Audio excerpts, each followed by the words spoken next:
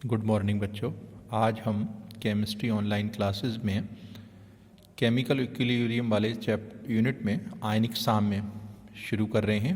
आयनिक साम्य में चालक कंडक्टर वे पदार्थ जिनमें विद्युत धारा प्रवाहित होती है विद्युत के सुचालक कहलाते हैं। जिनमें विद्युत धारा प्रवाहित नहीं होती है उन्हें हम कुचालक कहते हैं। तो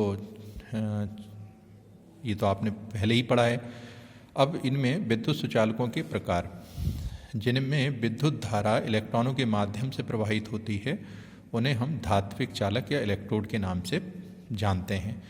जिनमें विद्युत धारा इलेक्ट्रॉन के माध्यम से प्रवाहित होती है, और वे पदार्थ जिनमें विद्युत धारा मुक्त आयनों के कारण प्रवाहित होती है उन्हें हम इलेक्ट्रोलाइट या विद्युत अपघट्य कहते हैं। अभी विद्युत अपघट्य दो प्रकार के होते हैं। एक प्रबल विद्युत अपघट्य। प्रबल विद्युत अपघट्य वे होते हैं जिनमें विद्युत धारा मैक्सिमम प्रवाहित होती है, अधिकतम प्रवाहित होती है, अर्थात जिनमें आयनन 100% होता है। वे पदार्थ जो लगभग 100% आयनित होते हैं प्रबल विद्युत अपघट्य या स्ट्रॉन्ग इलेक्ट्रोलाइट कहलाते हैं, जैसे NaOH, KOH, HCl, H2SO4, HNO3 इत्यादि। इनके लवण भी हो सकते हैं, NaCl, KCl, Na2SO4। दुर्बल विद्युत अपघट्य वे होते हैं जो अपेक्षाकृत कम आयनित होते हैं और जिनमें विद्युत धारा कम प्रवाहित होती है, जिनमें विद्युत धारा की चालकता कम होती है, दुर्बल विद्युत अपघट्य कहलाते हैं, जैसे NH3, HCN, H2CO3, H2BO3 इत्यादि। आर्हेनियस का जो विद्युत अपघट्य सिद्धांत है, उन्होंने ये कहा कि जब किसी विद्युत अपघट्य को हम जल में घोलते हैं तो वह विद्युत अपघट्य विपरीत आवेशित परमाणु में टूट जाता है। इस क्रिया को हम आयन कहते हैं और ये आवेशित परमाणु को आयन कहते हैं। तो जैसे Ab उदासीन परमाणु है, विद्युत अपघट्य है, जब इसे पानी में घोला तो ये A+ और B- में विपरीत आवेशित परमाणु में टूट गया, तो ये क्रिया आयनन कहलाती है और ये परमाणु आयन कहलाते हैं। जिस पर धनावेश होता है उसे धनायन कहते हैं, जिस पर ऋणावेश होता है उसे हम ऋणायन कहते हैं।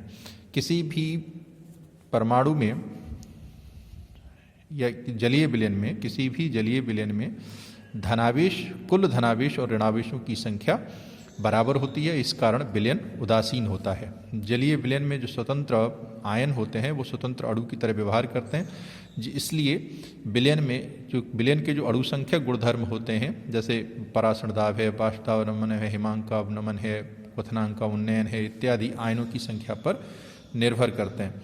किसी विलयन के गुणों उसमें उपस्थित आयनों के गुणों पर निर्भर करते हैं, उसे हम अणु संख्या गुणधर्म कहते हैं। ठीक है।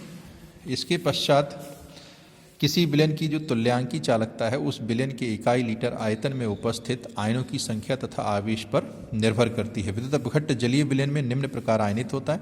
Ab आयनित होगा A+ B- में, ये क्रिया कहलाती है आयोनाइजेशन या आयनन। इसके अपोजिट रिएक्शन होती है, A+ और B- मिलकर के Ab उदासीन अणु बनाते हैं। ये दोनों कैटायन और आयनायन मिलकर के जब Ab बनाते हैं अर्थात उदासीन परमाणु बनाते हैं तो ये क्रिया संयोजन कहलाती है। जब एक समय पहले, तो शुरुआत में, प्रारंभ में जब T=0 होता है तो Ab अधिक मात्रा में होने के कारण आयनन की क्रिया तीव्र गति से होती है। जैसे जैसे इसका सांद्रण बढ़ता जाता है पश्चात क्रिया का वेग बढ़ता जाता है। एक स्थिति ऐसी आती है जब आयनन और संयोजन दोनों क्रियाएं बराबर हो जाती हैं, तो इस समय हम कहते हैं साम्य स्थापित हो गया और ये क्रिया आयनिक साम्य में होती है। आयनिक साम्य होती है तो द्रव्यमानुपाती क्रिया का नियम लगाते हैं, तो K बराबर आता है A+ active mass of A+ into active mass of B- बटे एक्टिव मास ऑफ AB, जहाँ K आयनन स्थिरांक कहलाता है। किसी विद्युत अपघट्य की वियोजन मात्रा कुल अणुओं के वियोजित अंश को कहते हैं। यदि किसी विद्युत अपघट्य की वियोजन मात्रा अल्फा है तो अल्फा बराबर होगा वियोजित अणुओं की संख्या बटे वियोजन से पूर्व कुल अणुओं की संख्या। वियोजन की अगर प्रतिशत मात्रा निकालनी है तो इंटू 100 और कर देंगे।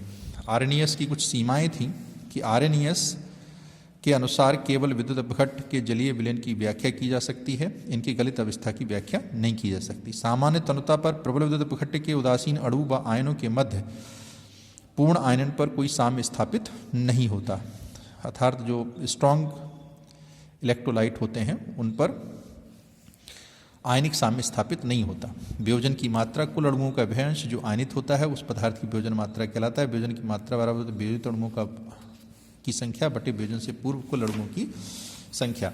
विद्युत अपघट्य की जो वियोजन मात्रा है वो विद्युत अपघट्ट की प्रकृति पर निर्भर करती है। प्रबल विद्युत अपघट्ट होगा तो अधिक आयनित होगा, दुर्बल विद्युत अपघट्ट होगा तो कम आयनित होगा। विलायक की प्रकृति पर निर्भर करती है।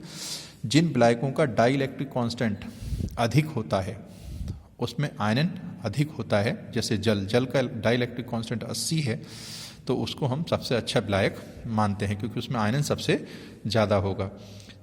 ताप बढ़ाने पर आयनन बढ़ता है और समायन प्रभाव के कारण वियोजन स्थिरांक घटता है। समायन प्रभाव क्या होता है?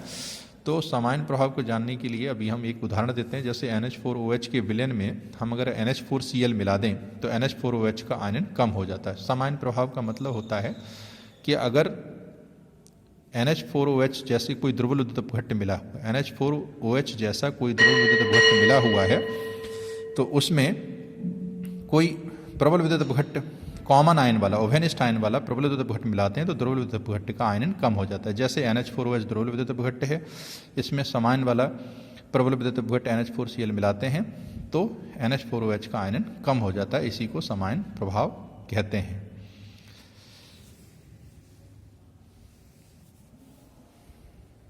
इसी को हमने यहाँ समझाया है कॉमन आयन इफेक्ट को। जैसे NH4OH है, आयनित होगा तो NH4+OH माइनस देगा। NH4Cl जब टूटेगा तो NH4+Cl माइनस देगा।